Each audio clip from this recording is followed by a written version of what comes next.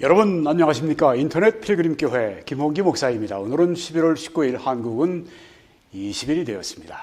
이제 곧 12월이 되겠네요. 하나님 우리에게 세월을 아끼는 지혜를 주셔서 하나님께 영광 돌릴 수 있게 해 주십시오. 네, 오늘은 이스라엘의 4,000년의 땅의 역사와 고난과 영광의 장래, 이런 제목으로 말씀드리겠습니다. 제가 한 달 반 전에 이스라엘에 앞으로 있을 미래의 11가지 대사건을 말씀드렸습니다. 일부가 중복이 되지만 오늘 새로운 내용들이 추가가 되고 또 새로운 아이디어들이 추가가 되고, 그리고 우리가 그동안 배웠던 것들이 반복이 되는 것들은 오늘 하여튼 총정리를 하는 그런 시간이 되겠습니다. 양이 많습니다. 그래서 제가 빨리 시작을 해야 되겠습니다. 네, 우리는 4,000년 전으로 거슬러 올라가겠습니다. 이스라엘이라고 하는 이 나라가 생기는, 그 민족이 생기는 그 기원을 우리가 찾아서 올라가겠습니다. 하나님께서 주전 2000년경에 아브라함을 부르십니다. 믿음의 조상 아브라함을 부르시고 이렇게 말씀하십니다. 여호와께서 아브라함에게 이르시되 너는 너의 고향과 친척과 아버지의 집을 떠나서 내가 네게 보여줄 땅으로 가라고 말씀을 했습니다. 여기 땅이라고 하는 말씀이 나오죠. 땅이 참 중요합니다. 왜냐하면 하나님이 이스라엘을 통해서 역사하실 모든 일들이 바로 그 땅에서 이루어지기 때문입니다. 또한 그 가나안, 그 팔레스타인 땅에서 예수 그리스도께서, 인류의 구주께서 탄생하시고 거기에서 성장하시고 거기에서 또한 사역하시고 또한 그 땅에서 우리를 위해 십자가에 피 흘려 돌아가시고 속죄해 주시고 그 땅에 장사 지낸 바 되시고 그 땅에서 다시 사흘 만에 부활하시는, 그리고 승천하시는 그 모든 역사가 다 이 땅, 가나안 땅 그리고 팔레스타인 땅에서 이루어지기 때문에 땅은 굉장히 중요합니다. 그리고 이스라엘이 그 땅을 소유하고 있어야 될 중요한 이유가 또 거기 있습니다. 땅으로 가라. 내가 너로 큰 민족을 이루고 네게 복을 주어서 내 이름을 위대하게 하리니 너는 복이 될지라. 정말 복된 삶은 사람들에게 하나님의 복이 되는, 하나님의 복을 끼치는 삶인 줄 믿습니다. 너를 축복하는 자에게는 내가 복을 내리고 너를 저주하는 자에게는 내가 저주하리니 땅의 모든 족속이 너로 말미암아 복을 얻을 것이라 하신지라. 이런 정말 선택이 어디 있습니까? 아브라함을 축복하는 사람들을 하나님이 축복해 주시고 아브라함을 저주하는 사람들을 하나님이 저주해 주시고, 정말 특별한 부르심, 특별한 선택이 아닐 수가 없습니다. 오늘날 우리 이 세상에 특별히 좌파 진영에서 보면은 평등을 많이 강조합니다. 물론 평등이 필요합니다. 네. 그렇지만 그 지나칠 때 문제가 됩니다. 한국에서 우수한 학생들을 길러내서 앞으로 이 나라를 이끌고 갈 수 있는 그런 인재들을 키우는 것도 싫어해서 우수한 그런 고등학교도 그런 거 다 없애버리려고 그러고, 네. 그건 지나친 것이죠. 이것이 신학적으로도 문제가 됩니다. 하나님의 선택, 왜 하나님은 공평하셔야지 되지 않느냐. 하나님은 사람을 공평하게 지으셨고 공평하게 대해 주셔야 되지 않느냐. 그건 하나님의 계획을 전혀 모르는 것입니다. 사람들마다 다 재능이 다릅니다. 천차만별인 경우가 있습니다.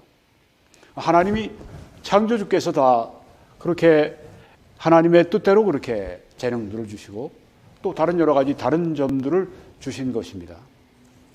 이 구원을 선택에 대해서도 이 좌파적 신학을 가진 알미니안주의자들은 하나님이 왜 선택을 하시느냐, 우리가 선택을 해야지.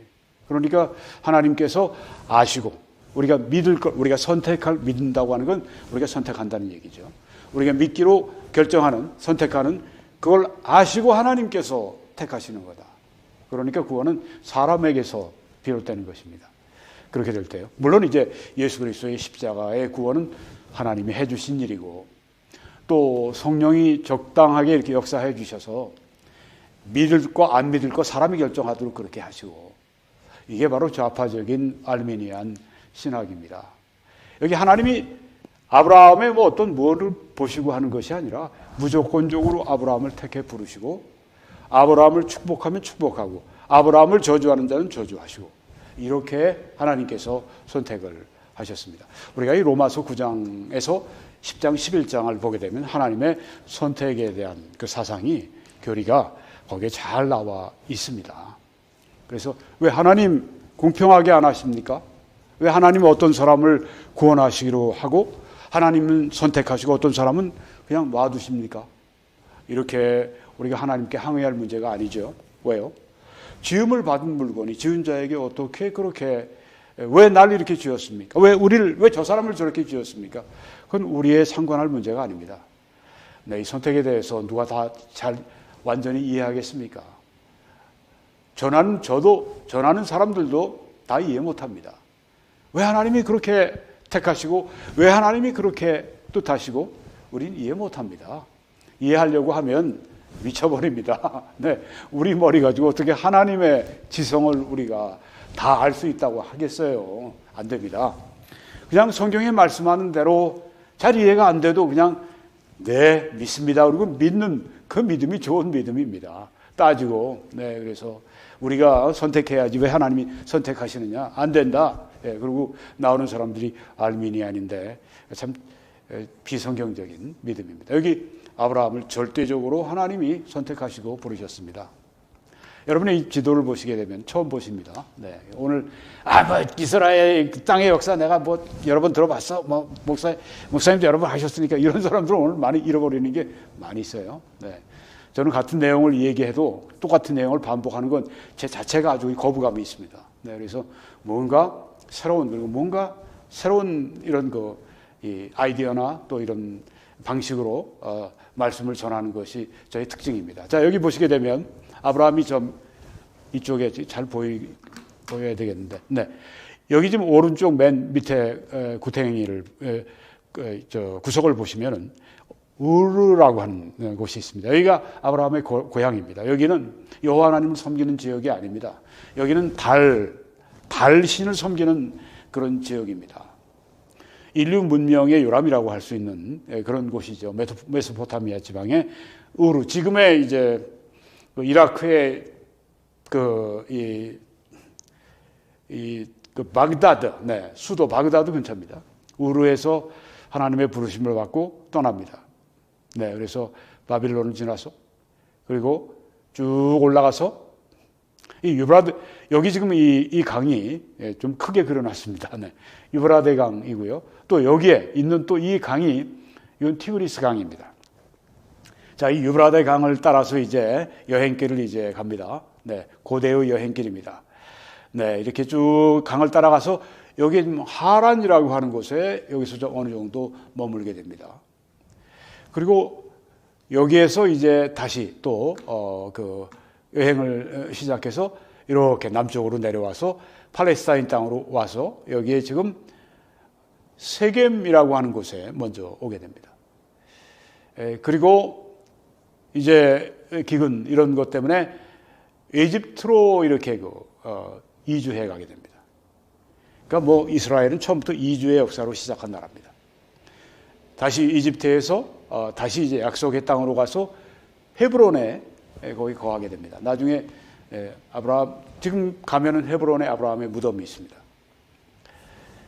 자, 이런 그 인생의 역정을 또 여정을 살아간 그 아브라함을 우리가 여기에서 보게 됩니다. 아브라함은 이 땅을 약속은 받았지만 본인은 소유하지 않았고 막벨라 그래 이 아내를 위해서 땅을 산 거 그거 외에는 땅을 약속한 땅을 그정 소유하지는 못했습니다.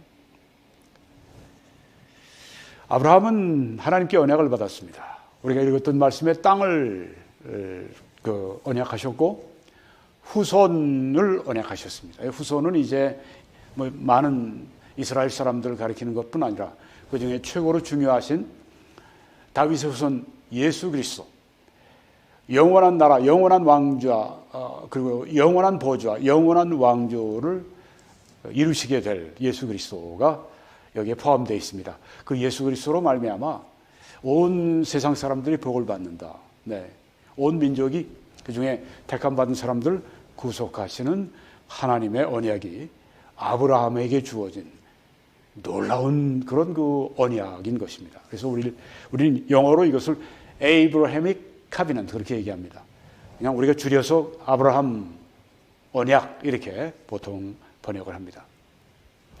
네, 그날에 여호와께서 아브라함과 더불어 언약을 세워 이르시되 내가 이 땅을 애굽강에서부터 그 큰 강 유브라데까지 내 자손에게 주겠다. 애굽강이라고 했을 때 애굽에 있는 뭐 나일강 뭐 이런 것으로 생각을 하면 오해입니다. 와디 엘 아르시라고 하는 곳인데요. 여기에 있습니다. 여러분 이 사진의 이 그림에서 여러분이 왼쪽 네, 이쪽 그 중앙에 빨간 부분을 제가 가리키고 있습니다. 여기가 바로 애굽강을 말합니다. 와디 엘 아르시. 네. 애굽강은 바로 뭐 이쪽에 있는 뭐 나일강 뭐 이런 게 아니라 바로 여기라고 하는 걸 이해하십시오. 네. 애굽강에서부터 그다음에 유브라데 강은 어디 있습니까? 네, 오른쪽으로 쭉 우리가 와 보겠습니다. 네. 여기 지금 파란 선으로 이렇게 그어져 있는 이 유브라데 강을 우리가 보고 있습니다. 그러니까 여기 애굽강 여기부터 여기 유브라데 강까지 모든 지역을 주시겠다고 했으니까 굉장히 광활한 지역입니다. 그렇죠? 네. 대충 제가 이렇게 그려봤습니다. 하나님이 주시는 땅 어마어마한 넓이지요. 지금의 이 국가들의 경계선을 이렇게 보게 되면요, 네, 여기에 이렇게 맞춰서 그려보게 되면 6나라가 포함이 됩니다. 오른쪽 여기 맨 밑에부터 시작하죠. 네. 사우디아라비아가 들어가고요. 사우디아라비아에 많은 부분이 들어갑니다. 그 다음 위로 이라크에 또 많은 부분이 들어가고 시리아에 많은 부분이 들어갑니다. 그 다음 그 위에 레바논이 있죠. 옆에 레바논이 있죠. 레바논이 들어갑니다. 그뿐이 아니라 그 밑에 요르단이 들어갑니다. 요르단은 거의 다 들어가네요. 그리고 옆으로 여기는 지금 그 이집트 땅이니까 이집트까지 6개 국가가 여기 지금 포함되어 있습니다. 자, 제가 뭐 지금 그린 거지만 그때 이스라엘이 받은 소유가 이거보다 더 클 수도 있습니다. 그렇죠? 뭐 동서는 이제 정해져 있지만 북쪽으로는 말씀이 안 돼 있어요. 그러니까 북쪽으로 얼마나 올라갈지 알 수가 없는 겁니다. 네, 이런 땅을 하나님께서 아브라함에게 내 후손에게 주겠다고 약속을 하신 겁니다. 이스라엘이 지금까지 이런 땅을 소유한 적이 있습니까? 전혀 없습니다. 그러면 그 하나님의 약속은 그러면 안 이루어집니까? 아직까지 안 이루어졌죠. 앞으로 때가 되면 이루어질 것입니다. 얼마나 큰 땅을 소유하게 될지 천년왕국에서 있게 되는 뭐 곧 오게 될 땅 일이죠. 네, 그때 또 이 지역이 지금 굉장히 사막 땅이고 그냥 뭐 누런 그냥 그 사막 땅들이고 그러지만은 그때는 정말 세상에서 가장 살기 좋은 옥토에 아주 그냥 굉장히 그 그린한 정말 제가 지난번에 이제 가서 촬영을 마치고 왔는데 그때 그 라스베가스의 그 공항에서 제가 뭐 비행기 때문에 인포메이션 센터에 가서 그 안내하는 곳에 가서 물어봤습니다. 비행기를 얘기하니까 벨링햄으로 이렇게 하는 비행기라고 그러니까 자기 가본 적이 있다고 하면서 so green 너무너무 아주 그냥 그렇게 그 녹색이 많고 뭐 여긴 뭐 그런 지역이니까요. 네. 푸르르고 뭐 네. 자기는 거기 한번 가봤는데 자기 거기 살고 싶다고 막 그래요. 그래서 언제든지 원하면 사실 수 있습니다. 제가 그렇게 이야기를 했습니다. 네. 왜 그러냐면 라스베가스 그쪽은 다 누런 그저 사막 땅이거든요. 네. 그러니까 더 그런 생각이 날 것 같아요. 요런 여기 지금 이 땅이 좀 그렇습니다. 네. 좀 사막의 땅. 네. 근데 앞으로 이렇게 아주 정말 살기 좋은 에덴 동산 같은 곳으로 여기 바뀌게 될 것입니다. 네, 계속 아브라함의 언약을 보겠습니다. 곧 겐 족속과 그리스 족속과 간몬 족속과 헷 족속과 브리스 족속과 로바 족속과 이런 족속들, 아모리 족속과 가나안 족속과 기르가스 족속과 여부스 족속의 땅이니라. 그러니까 그들이 그때 살고 있었어요. 근데 하나님이 그들을 몰아내시고 그 땅에 바로 이 아브라함의 후손들을 거기에 놓아두시겠다. 그렇게 약속을 하신 것입니다. 그리고 이 언약은 영원한 언약입니다. 내가 내 언약을 나와 너와 및 대대 후손 사이에 세워서 영원한 언약을 삼고 너와 내 후손의 하나님이 되리라. 이건 무조건적인 약속입니다. 이스라엘이 잘하든 못하든, 잘할 때는 그들이 그 땅에서 잘 살고 번영하고 그들이 편하게 살고 행복하게 살고 그러지만 하나님을 거역하고 율법을 저들이 떠날 때는 하나님께서 그들을 밖으로 그냥 추방해 버리셔서 그들이 말할 수 없는 그런 그 죄의 대가를 비참한 삶을 살고 그런 우리 역사를 알고 있습니다. 그렇지만 결국은 하나님께서 이 땅을 이스라엘에게 궁극적으로 주신다. 이건 이스라엘의 땅이다. 이건 영원한 언약이라고 하는 것입니다. 무조건적이고 영원한 언약을 아브라함에게 하셨습니다. 얼마나 최고급의 그 언약을 하신 것이죠. 내가 너와 내 후손에게 내가 거류하는 이 땅, 곧 가나안 온 땅을 주어, 지금 우리가 팔레스타인이라고 부르는 그 가나안 복지 온 땅을 주어서 영원한 기업이 되게 하고 나는 그들의 하나님이 되리라. 이야, 그 땅에서 여호와 하나님이 그들의 하나님이 되신다. 이거보다 더 놀라운 하나님의 은혜와 그 축복이 어디 있습니까? 여기 아까 그 여러 가지 족속들의 이름이 나왔습니다. 겐 족속도 나오고 가나안 족속, 브리스 족속, 이런 족속들은 다 하나님이 그 땅에서 쫓아내시고 이 아브라함, 이 이스라엘 족속을 그 땅에 심으시겠다고 약속하셨습니다. 하나님의 뜻이에요. 정말 놀라운 이런 이 하나님의 언약이 아닐 수가 없습니다. 아브라함이 이제 죽고 난 이후에 그 아들 이삭과 야곱의 시대가 그 가나안 복지에서 펼쳐지게 됩니다. 지금 이삭이 야곱에게 축복하는 것을 볼 수가 있습니다. 야곱의 형, 그 에서로 말미암아서 앞으로 여러 가지 문제들이 일어나는데요. 그리고 야곱은 결국은 이집트로 이주하게 됩니다. 이게 이스라엘의 1차 이주가 되는 것입니다. 기근을 만나죠. 그리고 먼저 간 아들 요셉이 총리가 됐습니다. 그래서 그 아들의 그런 이 작용으로 아들의 그 한 일로 말미암아서 결국은 야곱이 그 식솔들을 데리고 이집트로 이주하게 됩니다. 그리고 이집트에서의 400년 이상의 삶을 살아가게 됩니다. 자, 이들이 이렇게 그 이집트로 이주하게 될 것, 또 다시 돌아오게 될 것, 여기에 대한 예언을 아브라함에게 하나님이 미리 주셨습니다. 여호와께서 아브라함에게 이르시되 너는 반드시 알라. 내 자손이 이방에서 객이 되어서 그들을 섬기겠고 그들은 400년 동안 네 자손을 괴롭게 할 것이다. 그대로 됐죠. 이스라엘이, 야곱의 이름이 이스라엘이니까 이스라엘이 이제 일가족이 다 거기에 들어가서 거기에서 번성했습니다. 그 이집트 땅에 그들은 손님들입니다. 근데 그들은 나중에 거기에서 노예가 되어버립니다.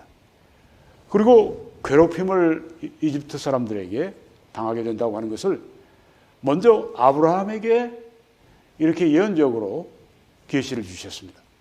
그들이 섬기는 나라를 내가 징벌할지며, 그러니까 에집트를 징벌할지며, 그 후에 네 자손이 큰 재물을 이끌고 나오리라. 이제 그 이스라엘이 다시 약속의 땅으로 돌아올 때 큰 재물까지 받아서 이끌고 나오게 될 것이다. 이렇게 아주 상세하게 미래 일을 예언해 주셨습니다. 이대로 이루어졌나요? 물론입니다. 하나님 말씀 1.1획이라도 이것이 그냥 없어지는 법이 없습니다. 반드시 때가 되면 반드시 이루어지게 됩니다. 내 자손은 4대 만에 이 땅으로 돌아올 것이요 이는 아모리 족속의 죄악이 아직 가득 차지 아니함이니라 하시더니 이들이 돌아올 때 그때는 그 이스라엘 떠나고 빈 그 팔레스타인 그 가나안 땅에 있던 그 아모리 족속이 죄악이 아주 그냥 충만한, 그래서 심판을 받기에 아주 심판이 무르익은 그때 이스라엘이 이제 이 땅으로 돌아오는 것은 하나님이 이스라엘을 그 죄 많은 사람들을 심판하시는 도구로 사용하신다는 의미도 있습니다. 여기에 바로 그런 의미가 들어있는 것입니다. 하나님은 죄악이 찰 때까지 기다리시고 차면 그때는 여지없이 하나님의 심판이 임한다고 하는 것입니다.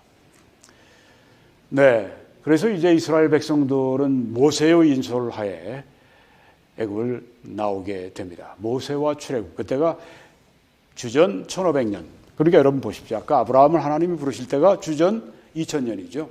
지금 아브라함, 이삭, 야곱, 그리고 야곱 때 이제 애굽으로 이집트로 이제 이주했다가 그 다음에 다시 이제 나오는 그때가 모세가 이끌고 나오는 그 출애굽할 때가 1500년, 주전 1500년입니다.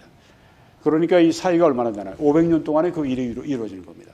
아브라함의 부르심과 그리고 또 그 아들 이삭과 그 아들 야곱과 네, 그리고 이제 그 애굽으로 들어가서 이 모세 인도하에 나오는 그 총 기간이 한 500년 기간이 된다. 여러분 그렇게 기억하시기를 바랍니다. 자, 그래서 이게 바로 1차 이주와 귀환이 되는 것입니다. 네. 1차 이주는 야곱의 그 식솔들이 다 함께 이집트로 가는 것입니다. 귀환은 모세 인도를 통해 다시 약속의 땅으로 돌아온 것입니다. 이 이주가 그리고 귀환이 3차에 이루어지게 되는데요. 네. 차차 보도록 하겠습니다. 자, 이렇게 모세 인도와의 이제 이스라엘이 가나안 땅으로 돌아온 다음에 여호수아의 인도 아래서 가나안 땅을 정복하는 그 시대가 시작이 되죠. 그리고 이제 어느 정도 땅을 다 차지하고 그 다음에 사사 시대가 되었고 그 다음에 이제는 왕국을 이루게 됐습니다. 그래서 사사가 아니라 이제는 왕이 생겨서 이스라엘을 이끌어가는. 그래서 초대 사울 왕, 그리고 둘째 다윗 왕, 그리고 셋째 솔로몬 왕, 이렇게 그 왕국이 그렇게 진행이 되죠. 다윗은 주전 1000년경으로 그렇게 여러분이 이해하시면 됩니다. 네, 그러니까 여러분 보십시오. 이 모세 인도 아래서 이스라엘이 약속의 땅으로 가나안 땅으로 돌아와서 그걸 차지하고 그리고 사사 시대가 지내고 왕국 시대가 되는 그때쯤 그 기간이 약 500년 되는 것입니다. 그러니까 아브라함이 부르심이 주전 2000년, 모세가 그 역사할 때가 주전 1500년, 그리고 다윗 왕이 통치할 때가 주전 1000년, 한 500년 이렇게 사이를 두면서 이스라엘의 역사가 이어지게 됩니다. 자, 그런데 다윗 왕 이후에 솔로몬 왕 때 큰 비극이 이스라엘에 일어나죠. 남왕국과 북왕국, 남 10지파가 북왕국으로 이제 분리해서 나가게 됩니다. 그래서 나머지 2지파만 이제 남왕국 유다, 북쪽은 북이스라엘, 남쪽은 남유다, 이렇게 우리가 말을 합니다. 자, 이렇게 왕국이 분열되는 때가 솔로몬 때입니다. 그때가 BC 주전 931년입니다. 자, 정말 큰 비극이죠. 네. 다윗 바로 그 다음 세대 솔로몬이 우상 숭배를 하는 바람에 나라가 두 조각이 나게 된 것입니다. 자, 그리고 이제 남과 북 왕국에서 왕들이 계속해서 이제 이렇게 또 새로운 왕이 그렇게 이어지게 됩니다. 이 남북 왕국이 결국은 또 얼마 있지 않아 멸망하게 됩니다. 주전 721년에 북왕국이 바로 아수르에 의해서 멸망을 당하게 됩니다. 아까 931년이었죠. 네, 그러니까 721년은 불과 210년밖에 안 됩니다. 왕국이 분열하고 210년 만에 아수르에 의해서 북왕국 이스라엘이 멸망합니다. 그리고 나서 주전 586년에 남왕국 유다마저 바벨론에 의해서 멸망당합니다. 그럼 이게 어떻게 되나요? 135년 후에 이 북왕국 이스라엘이 멸망하고 135년 후에 남왕국 유다마저 멸망을 하게 됩니다. 완전히 멸망한 거예요. 남왕국 유다는 그래도 영적 부흥이 있어서 135년을 더 생존을 했던 겁니다. 북왕국 이스라엘은 아수르에서 멸망당하고 난 다음에 어디로 갔는지 이 열족 속의 자취를 알 수가 없어요. 남왕국 유다는 그렇지만 70년 만에 다시 이제 돌아오게 됩니다. 그리고 이제 느헤미야가 예루살렘의 여기 지금 성벽을 건축하는 그 일이 주전 444년경에 있게 됩니다. 아까 다윗 왕이 주전 1000년이었죠. 느헤미야의 예루살렘 성벽 건축이 외우기가 참 쉽습니다. 그렇죠? 444년이니까요. 네, 여기서 우리가 2차 이주와 귀환을 보게 되는 것입니다. 네, 이스라엘의 10지파가 722년으로 되어 있는데 21년으로 고치겠습니다. 네, 뭐 어떤 자료는 720, 어떤 자료는 721 막 그러는데요. 721로 하겠습니다. 네. 아수르에 의해서 아수르에 끌려가게 되고 그 다음에 이제 남왕국 두 지파, 유다 지파하고 베냐민 지파 이 두 지파가 이제 BC 주전 586년에 바벨론으로 끌려가고 이주 강제 이주입니다. 그리고 이제 남왕국 유다가 귀환을 합니다. 네, 지금 제가 노란 그 하이라이트에 넣어놨습니다. 스룹바벨의 인솔로 주전 538년에 그리고 에스라의 인솔로 주전 458년에 그리고 느헤미야의 인솔로 주전 444년에 이렇게 이들이 귀환하게 됩니다. 이 2차 이주와 귀환입니다. 자, 이렇게 이들이 다시 귀환을 해서 또 나라를 이루고 살다가 로마에 의해서 이스라엘이 멸망을 당하게 됩니다. 여긴 지금 예루살렘을 로마가 AD 70년에 포위해서 멸망시키는 장면을 보여주고 있습니다. 여기서 무려 100만 명을 학살합니다. 그리고 많은 사람들을 다 세계 각국으로 흩어버립니다. 제가 처음 이걸 보여드립니다만은 그 전쟁으로 끝난 것이 아니라 이 이스라엘과 이 로마의 전쟁은 2차 전쟁이 또 발생했습니다. 키토스 전쟁이라고 하는데요.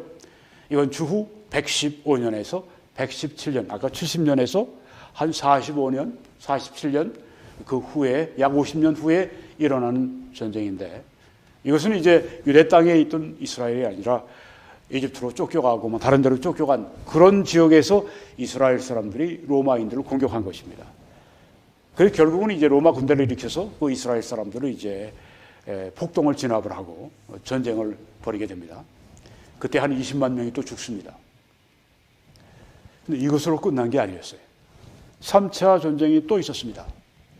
바코크바 전쟁이라고 하는 전쟁이 유대인들과 로마인들 사이에 또 있었던 것입니다. 이것이 주후 132년에서 136년 3차 전쟁입니다.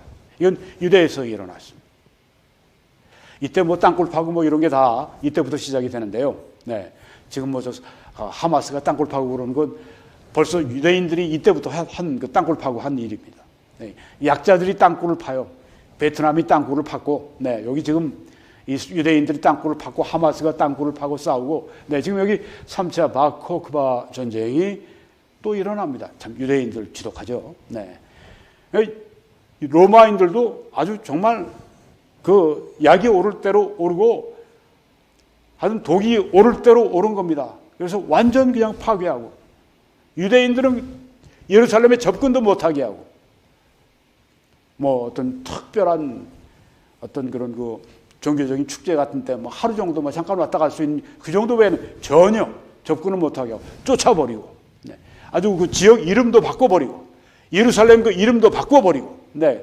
완전히 그렇게 그냥 폐허로 만들고 완전히 쫓아버렸습니다.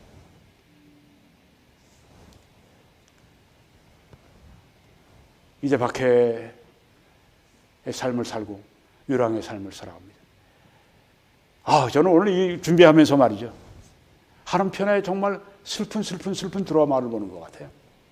전쟁과 고통과 슬픔과 뭐 축복을 받는 때도 있었지만 네. 그런 것들이 너무 많아요.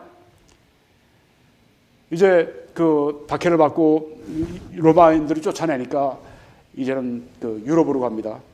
그래서 한 무리는 스페인 쪽으로 갔습니다. 그 사람들 이제 세파르딤이라고 이렇게 말을 합니다. 그 유대인들. 한 무리는 저쪽 중부 유럽 쪽으로 갔습니다. 그래서 이제 독일 쪽으로 갔습니다. 그 사람들은 이제 또 아시케나즈라고 또 부릅니다. 근데 거기서 핍박을 받는 거예요. 박해를 받는 거예요. 기독교인들이 좋아하지 않는 거예요. 너희들은 예수 그리스도를 십자가에 못 박은 그런 인종들 아니냐. 가지가지로 이 유대인들을 뭐 전염병이 돌면 유대인들이 퍼뜨렸다. 유대인들이 뭐 우물에다가 독을 탔다. 뭐 별별 박해를 당하고 고통을 당하고 천시를 당하고 짐승 취급을 당하고 유랑생활하고 그러니까 이 독일이나 이런 데서 또 동부 유럽 쪽으로 가고 그다음 또 러시아 쪽으로 가고 나중에는 동부 유럽과 러시아로 간 유대인들이 수가 많아지니까 거의 뭐 유대인 그 당시에 80% 정도가 그리로 갔다고 하는 그런 그 자료도 있습니다. 얼마나 박해받고 얼마나 고통했던지 이들은 100만 명까지 감소했다고 하는 그런 자료도 있습니다. 자, 이 팔레스타인 땅은 여러분이 지금 보시는 저 고동색의 부분이 바로 이 부분이 이제 팔레스타인인데요. 여기 큰 세계지도로 보게 되면 여기 지금 여기에 하얀 점 여기가 바로 지금 팔레스타인 땅입니다. 여러 차례 주인이 바뀌었죠. 네, 아브라함 시대에는 주전 2000년경에는 겐 족속, 그니스 족속, 간몬 족속, 헷 족속, 브리스 족속, 르바 족속, 아브니 족속, 가나안 족속, 기르가스 족속, 여부스 족속의 땅이었고요. 주전 1300년경에는 여기 지금 이스라엘의 족속들이 여러 가지 컬러로 지금 이렇게 나와 있는데 바로 그 땅을 가나안 땅을 이렇게 차지한 것을 보게 됩니다. 그리고 여기에 나와 있지 않습니다. 아수르도 있다고 생각하시고, 네. 그 다음에 이제 바벨론이 그리고 페르시아가 그리스가 로마 제국이 차례로 이 팔레스타인 땅을 지배했습니다. 그러니까 뭐 유대인들은 거기서 제대로 살 틈이 없었던 거죠. 7세기에는 아랍인들이 또 소유했습니다. 이 모슬렘들이 아랍인들이 소유하게 되고 AD 1099년에서 1187년까지 88년 동안만 십자군이 소유를 했습니다. 그리고 AD 1517년에 오스만 투르크 제국이 소유하게 되었습니다. 그리고 주후 1917년에 영국의 소유가 되었습니다. 1차 세계대전에 승전국인 영국이 보호령으로 이 팔레스타인 땅을 차지하게 된 것입니다. 그런데 1차 세계대전에서 이기기 위해서 아랍 사람들로부터 도움받았습니다. 아랍 사람들은 오스만 투르크와 아랍 사람들이 군대를 일으켜서 싸움을 했습니다. 싸움을 하면서 그들이 요구한 게 나중에 이 전쟁에서 이기고 나면 그 다음에 이 팔레스타인 중동 땅을 우리에게 아랍인들에게 달라고 했을 때 영국이 오케이 했습니다. 그런데 그들만 가지고는 안 됐어요. 이제는 전쟁 자금이 필요하니까 그 다음에는 유대인들에게 손을 내밀었습니다. 그래가지고 이제 그 유대인들로부터 그 자금을 받아가지고 할 때 이제 유대인들에게 약속하기를 앞으로 팔레스타인 땅을 유대인들에게 주겠다. 이중 약속을 해버린 거예요. 그리고 이제 실제로 이 땅을 차지하고 난 다음에 영국이 참 난감해지게 됐죠. 그런데 영국은 이스라엘에게 유대인들에게 주기로 마음을 먹었어요. 그러니까 이 아랍인들에게는 이 배약을 할 수밖에 없게 된 것이죠. 아주 굉장히 그 영국이 곤란한 위치에 빠지니까 나중엔 이제 유엔에 넘기게 되는데요. 여기 그 알렌비 장군이라고 하는 여러분 그 단어를 보시는데 예루살렘을 이제 그 오스만 투르크로부터 접수하기 위해서 알렌비 장군이 갑니다. 근데 어떻게든지 어렸을 때부터 이 예루살렘을 위해서 기도하는 그 기도를 부모로부터 이제 알렌비 장군이 어렸을 때부터 그걸 배우고 또 기도를 했던 곳입니다. 예루살렘의 평안을 위해서 구하고 예루살렘을 자기가 이제 공략하게 됐는데 이걸 어떻게든지 좀 대포도 쏘고 뭐 비행기도 보내고 해서 파괴하지 않고 하고 싶었던 거예요. 그러다가 이제 어떤 성경의 그 말씀, 제가 오늘 그 말씀 준비를 못했는데 이사야서에 있는 한 그 독수리의 날개를 말하는 그 말씀을 이제 보면서 영감이 공격하기 전날 떠올라서 그 다음날 어떤 일을 했는가 하면은 비행기를 띄워가지고 공격을 한 것이 아니라 그냥 예루살렘 위에 그냥 윙 막 그냥 그렇게 파괴하지 않고 위험만 하니까 거기에 있던 오스만 투르크 군인들이 아주 겁에 질려갖고 그냥 스스로 퇴각을 해버린 겁니다. 네, 그래서 알레미 장군이 아주 그냥 그걸 예루살렘 성을 이렇게 차지하게 되면서 아주 기뻐하면서, 네, 찬양하면서, 네, 그런 그 간증이 여기에 있습니다. 하나님께서 때가 되니까 팔레스타인 땅을 이 유대인들에 주시기 위해서 어렸을 때부터 유대인들의 이 예루살렘 성을 그 위에서 기도하던 영국의 알렌비 장군을 보내셔서 이렇게 파괴도 하지 않고 하게 하신 겁니다. 참 놀라운 이 역사의 이야기들이 참 많아요. 자, 하나님의 귀한의 약속이 이루어지는 때입니다. 내가 내 양떼의 남은 것을 그 몰려갔던 모든 지방에서 모아서 다시 그 우리로 돌아오게 하리니 그들의 생육이 번성할 것이며 예레미야에 약속하신 겁니다. 이사야서는 두려워하지 말라. 내가 너와 함께하여 네 자손을 동쪽에서부터 오게 하며 서쪽에서부터 너를 모을 것이며 내가 북쪽에게 이르기를 내놓으라. 남쪽에게 이르기를 가두어두지 말라. 내 아들들을 먼 곳에서 이끌며 내 딸들을 땅끝에서 오게 하라. 예레미야 선지자에게는 이렇게 말씀하십니다. 여호와의 말씀이니라 보라. 내가 내 백성 이스라엘과 유다의 포로를 돌아가게 할 날이 오리니 내가 그들을 그 조상들에게 준 땅으로 돌아오게 할 것이니 그들이 그 땅을 차지하리라. 여호와께서 말씀하시니라. 네, 우린 지금 여기 이렇게 여러 선지자들을 통해 하나님이 약속하신 귀한의 약속을 읽어봤습니다. 이게 때가 되면 이루어진다니까요. 그런데 방법은 이랬습니다. 유대인들이 정착하고 박해를 받아도 거기 살다 보니까 정도 들고 또 거기에서 또 자리도 잡았고 그 옛날 다 잃어버린 그 땅, 기억에도 다 없는 그 땅, 사막의 땅, 거기 돌아오고 싶지가 않은 거예요.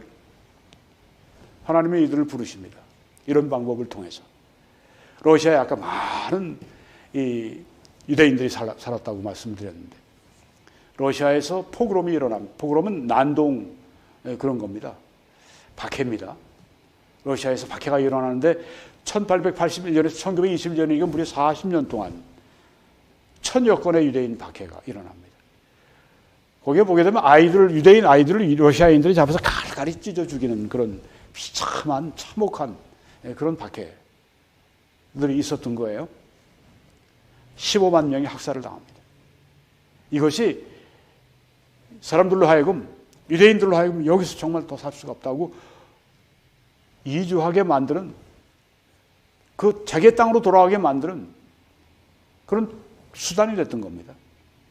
그러니까 거기에서 그냥 머물러 있으면 안 되니까 하나님의 계획이 이루어져야 되니까 이런 방법도 하나님이 허용을 하신 것입니다. 그리고 프랑스의 드레피스 장교는 유대인 장교입니다. 유대계 프랑스인인데 이게 아주 보통 그 프랑스 사회를 둘로 쫙 갈라놓은 보통 사건이 아니었습니다. 얼마 전에 우리 친문 반문 해가지고 진짜 나라가 그냥 완전히 두 쪽으로 갈라져가지고 얼마나 그냥 정말 격심했습니까? 그런 사건입니다. 한쪽에서는 드레피스는 무죄다. 한쪽에서는 유대인이니까 잡아야 되겠다. 캐톨릭이나 이 군부나 이런 세력들이 이제 잘못된 거기에 서 있게 됐습니다. 나중에 이 사건 때문에 캐톨릭 교회가 완전히 아주 그냥 가라앉는 그런 사건이 되기도 했는데 파리에 있는 독일 대사관에 이 프랑스의 어떤 중요한 이 기밀 정보가 흘러 들어갔습니다. 프랑스 어떤 정보 요원이 넣어준 거예요. 그런데 그 필적이 이 드레피스하고 비슷하다.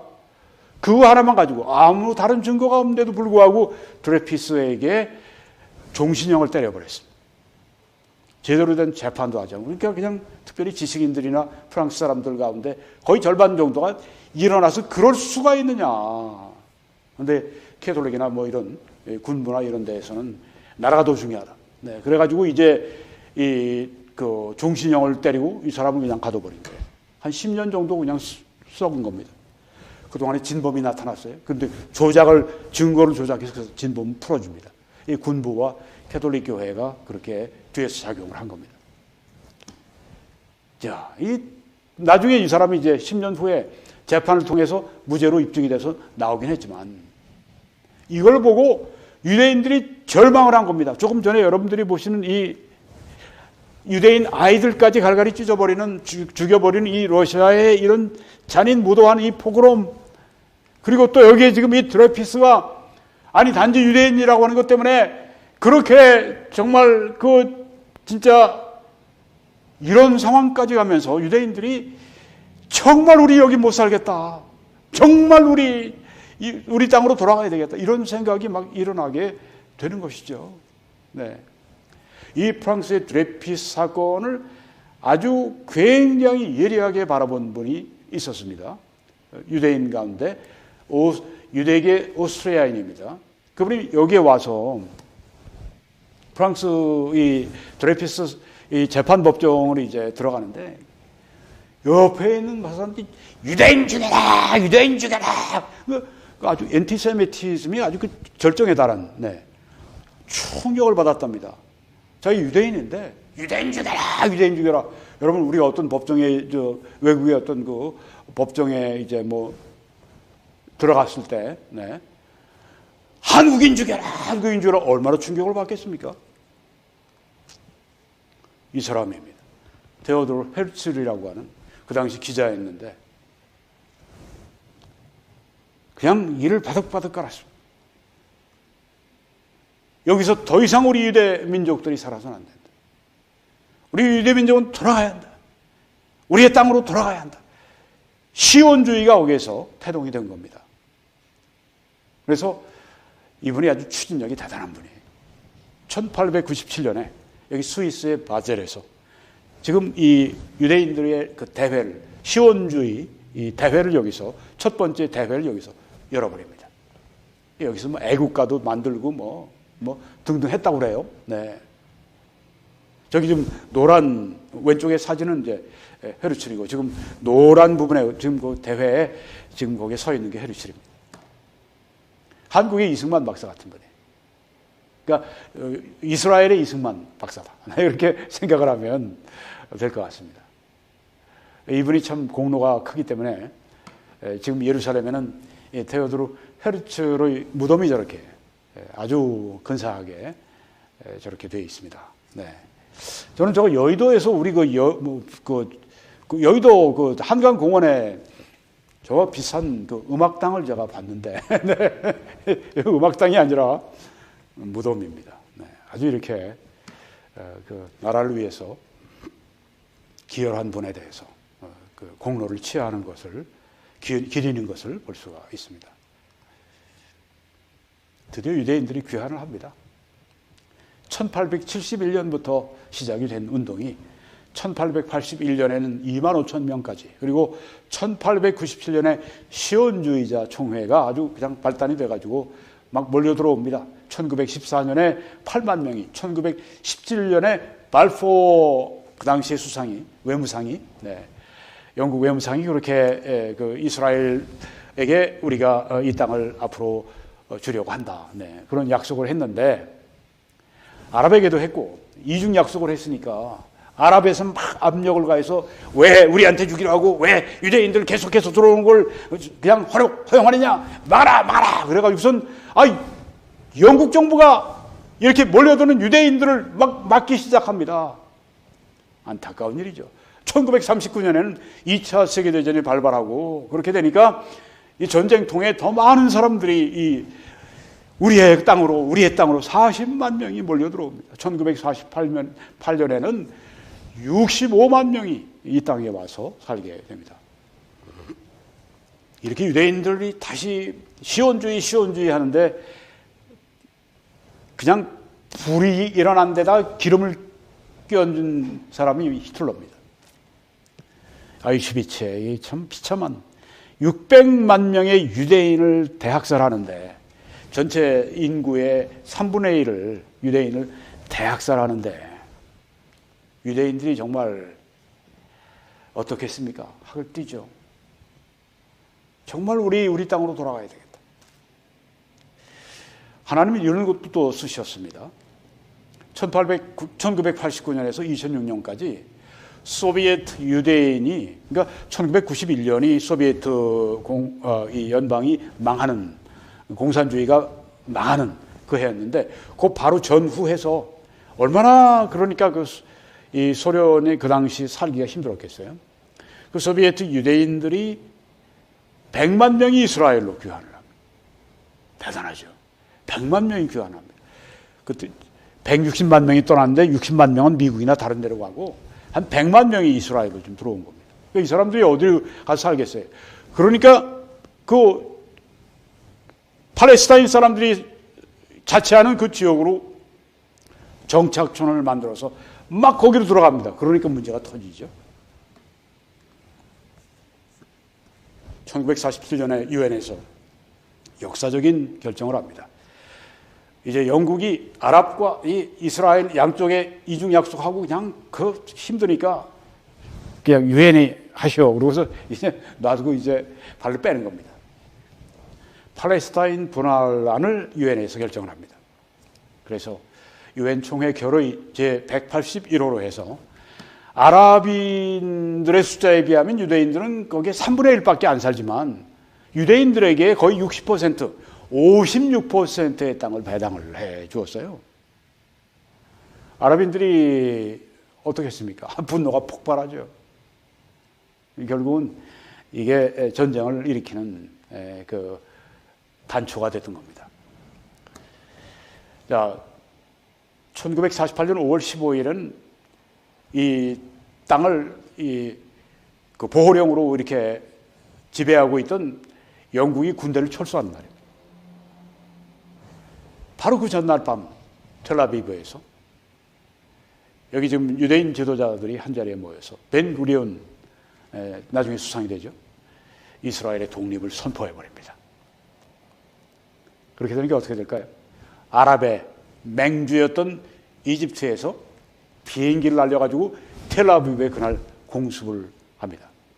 그 다음 날이 이제 텔아비브에 공습을 해버립니다. 그리고 전쟁이 터집니다. 유대인들이 독립전쟁을 합니다. 저거 보십시오. 민간인 복장을 하고 그냥 싸우는 거예요. 네.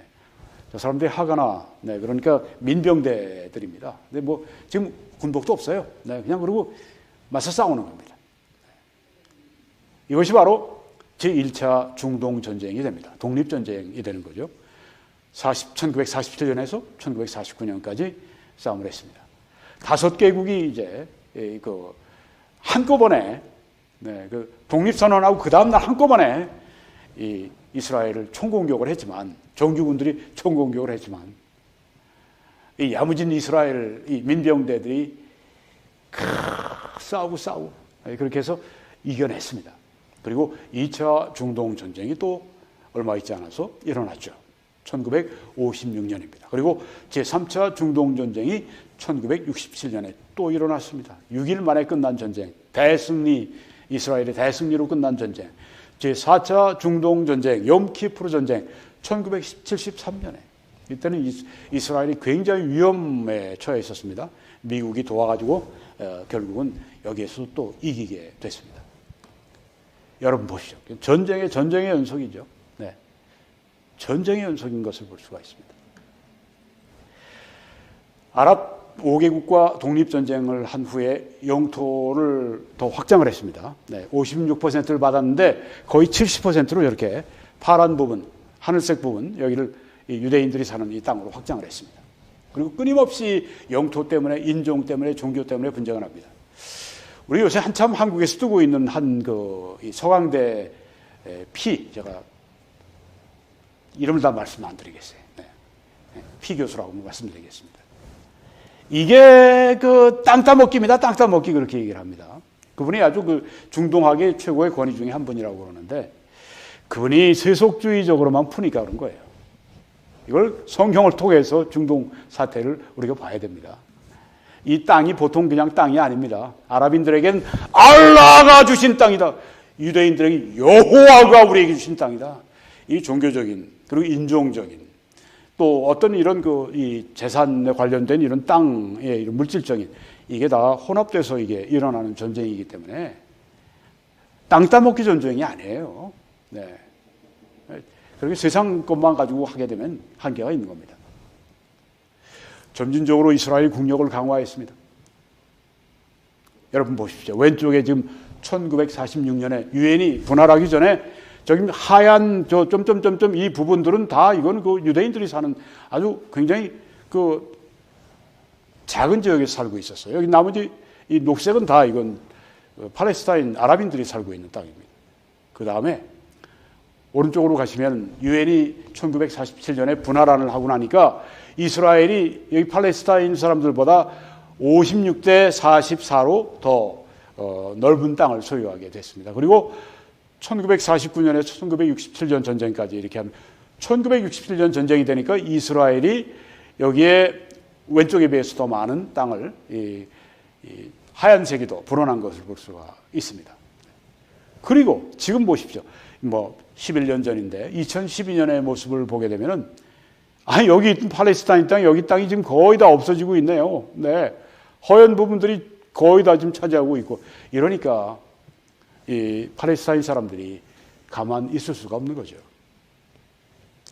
2006년에 1900년 만에 고국에서 이스라엘 고토에서 세계에서 가장 많은 유대인들이 거주하는 역사적인 그런 그 때가 됐습니다. 그때 530만 명이 유대 땅에, 그러니까 다른 어디에보다도 미국에서보다도 더 많은 유대인들이 여기에 지금 유대 땅에 살게 되었습니다.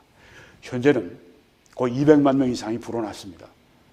715만 명. 이제 앞으로 2040년이 되면 거의 한 1000만 명까지 올라갈 것 같다고 그러는데요. 반면에 500만 명의 팔레스타인 사람들이 강제 이주를 당했습니다. 300만 명의 팔레스타인 사람들이 팔레스타인 땅에 살지도 못하고 전 세계적으로 이렇게 강제적으로 유랑 생활을 하게 되었습니다. 그러니까 이런 약오르는 모습을 보고 급진적인 그룹이 집권을 하게 되죠. 전쟁하자. 전쟁해서 우리가 땅을 우리가 뺏어야 된다. 온건하게 그래도 이스라엘과 우리가 서로 타협하면서 살아야 된다. 이런 그룹들은 점점 정치적으로 영향력을 잃고 실권하게 된다고 하는 것입니다. 자, 이런 그 모순을 해결하기 위해서 1차 인티파다. 인티파다는 이제 저항이죠.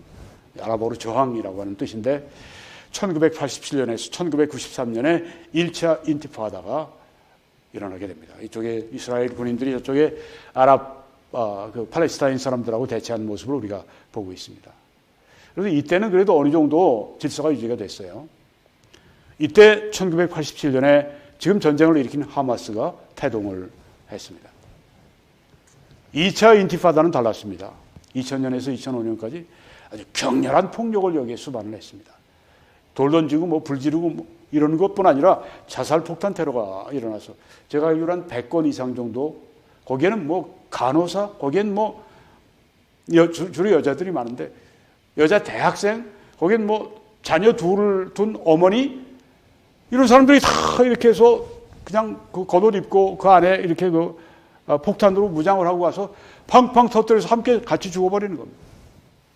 이스라엘 사람들도 제가 알기로 한 4,000명인가 죽었어요. 이렇게 되니까 이게 정말 걷잡을 수 없는 거죠. 그러니까 이스라엘에서 장벽을 세우기 시작했습니다. 8m 높이의 장벽을 800km로 해서 가자지구로 완전히 둘러쌌습니다. 바다만 놔두고, 바다는 또 바다에서 배들로 지키고, 완전히 장벽으로 800km의 장벽을 쌓아서 가자를 완전히 봉쇄해버리고 세계에서 가장 큰 감옥을 만들어 놨습니다. 해결이 안 되는 겁니다. 그래서 이번에 그런 전쟁이 터지게 되는데요. 2006년에 하마스가 드디어 이 가자지구에서 총선에서 승리하고 집권하게 됩니다. 이 하마스는 이스라엘과 공존은 안 된다. 이스라엘 멸망시키고 그 땅을 우리가 차지해야 된다. 완전히 극단주의, 근본주의자들입니다. 이들은 전쟁 외에는 택하는 게 없어요.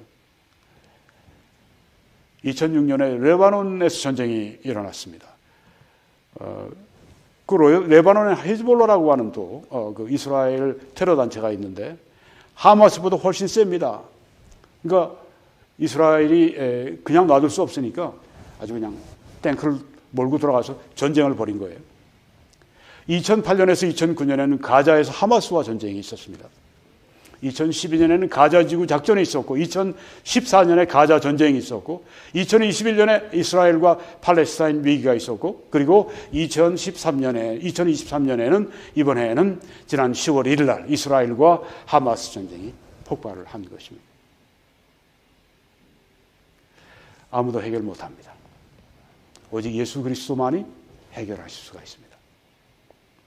앞으로 이스라엘의 장래는 어떻게 될 것인가? 네, 우리는 지금 이제 교회 시대를 보고 있는데요. 현재는 뭐 그런 모습으로 갈 겁니다. 네, 계속 싸우고, 네. 곧 교회 시대가 마치고 휴가가 일어납니다. 그리스도인들은 휴가합니다. 종말의 메시지는 그리스도인들에게 두려움이 되지 않습니다. 왜? 우리는 천국으로 올라가 있기 때문에 이 종말에 일어나는 이런 모든 끔찍한 7년 환란기에는 이 땅에서 일어나는 것이기 때문에 이 종말의 메시지는요, 절대 그리스도인들에게 공포로 다가와서는 안 됩니다. 우리에겐 두려움이 없어요. 주님이 오셔서 우리를 데려가시는데.